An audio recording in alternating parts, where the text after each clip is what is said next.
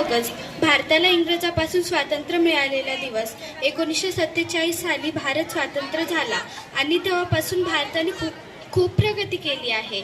आपल्या देशाने मोठ्या संघर्षानंतर स्वातंत्र्य मिळवलं. महात्मा गांधी, नेताजी सुभाषचंद्र बोस, भगत सिंग अशा अनेक स्वातंत्र्य सैनिकांनी ते मिळवून दिलं. आज भारतात अजूनही विविधतेत एकता आहे. आपण सर्व हिंदू, मुस्लिम, शीख, ख्रिश्चन म्हणून नव्हे तर भारतीय म्हणून एकत्र आहोत.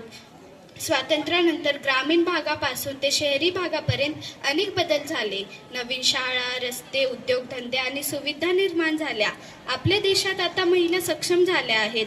युवा पिढी नवे उद्योग सुरू करत आहे. भारत आंतरराष्ट्रीय स्तरावर आपला ठसा उमटवत आहे. मित्रांनो, हेच आपल्या स्वातंत्र्याची खरी किंमत आहे.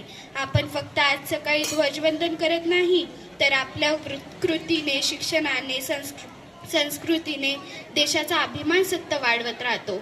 शेवटी आपण शपथ घेऊया, देशाच्या प्रगतीसाठी मेहनत करूया, नैतिकता आणि आदर कायम ठेवूया आणि स्वतःला व देशाला अधिक चांगलं बनवूया. जय हिंद, जय भारत.